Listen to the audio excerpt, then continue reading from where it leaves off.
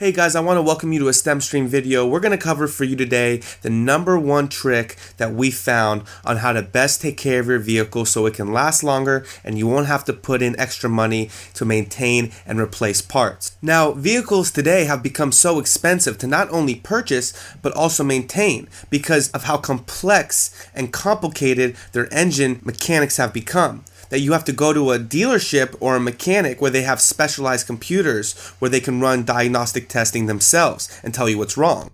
Now, this video isn't about how to use those computers. We're going to put a link for you under the video description so you guys can check out some good websites on how to use your own diagnostic equipment. Aside from regular maintenance such as checking your oils, like transmission fluid, antifreeze, power steering, brake fluid, checking your brake pads, those are all very necessary.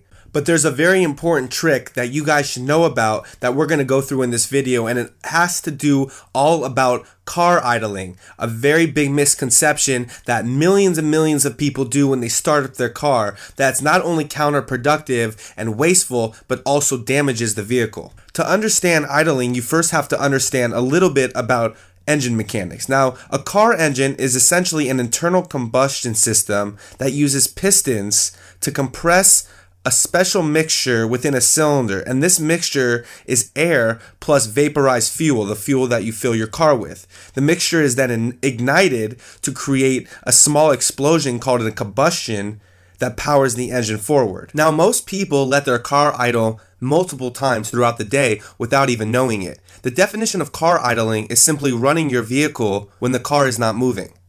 And there are many different forms of this. One would be stopping at a red light or a stop sign before you continue to move again. The second would be when your car is in park, such as when you start the car in the morning or when you pick someone up.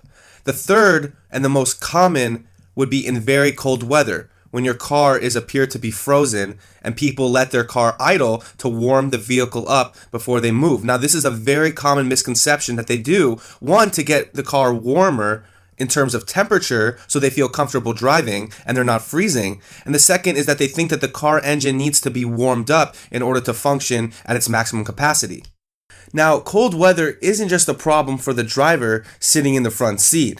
It's a problem for the car as well. Combustion, which is that chemical reaction we just talked about that ignites the engine and allows it to power the car forward, is based on a ratio of the vaporized gasoline and air. What cold temperatures do is that it makes it hard for the gas to evaporate, and this creates a mismatched ratio of air to vaporized fuel. When this happens, the car cannot efficiently function. So modern engines have sensors built in that enable the gasoline to be pumped in at increased levels in order to reach a certain maximum temperature to run efficiently. Old school engines, called carburetors, do not have these sensors. It was actually beneficial in the olden days to heat up the car by idling to allow the vehicle to get to a certain temperature to run efficiently. Today, our engines use electronic fuel injection that have sensors that monitor this process. There is no more need to let your car idle and just sit there before driving. And when you do so, you're actually causing multiple problems within the vehicle. If you're wondering what these problems are and why idling is so potentially harmful for your car, well, here, let me tell you why. When you're idling your vehicle, you're essentially pumping in extra gasoline into the combustion chamber, but you probably already knew that. What you didn't know is that gasoline is an excellent solvent, and what this can do is remove very important lubricating oils on internal parts that are surrounding this area, such as cylinder walls and pistons. Now, this is a problem because when these parts wear down, your car is going to have a lot of problems, and it's going to cause a lot of extra problems for you as well, and also your pocketbook. Oh, and idling is also a huge waste of gas, but that's just stating the obvious. We wouldn't let you guys leave this video without telling you how to efficiently warm up your car, because no one wants to ruin their car engine. You'll just have to buy a new car.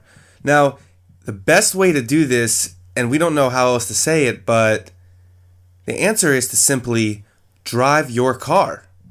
Believe it or not, that's the way to do it. You don't want to gun it. You do not want to floor it right out of your driveway.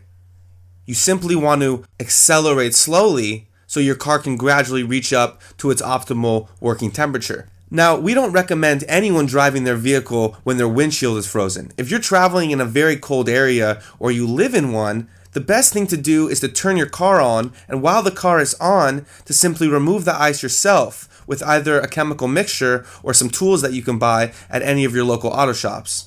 Now, we really wanted to end this video talking about some of the benefits on reducing car dependency, and I think that's something that everyone, especially if you live in the United States, needs to work on.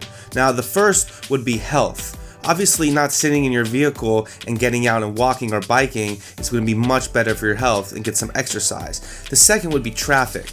All of us have dealt with sitting in a lot of traffic, and we know how much time it can waste and how frustrating it can be. The third would be money saved. Obviously, spending money on a vehicle can be expensive. Maintaining it can be very expensive as well. The fourth would be adventure. Biking, walking, running. All of these allow for more adventure and getting out into the real world and actually exploring. The fifth would be friends. Getting yourself out there and meeting more people. This is much easier to do when you're not sitting inside of a car. And the sixth would be, of course, our environment. Reducing car emissions is one of the best ways that we can protect our environment, and that is something that everyone in the world needs to do a better job at working towards, so we can reduce our dependency on these fuels that is killing our environment at such a dangerous pace. Thank you guys for watching the video, and we'll see you next time on STEMstream.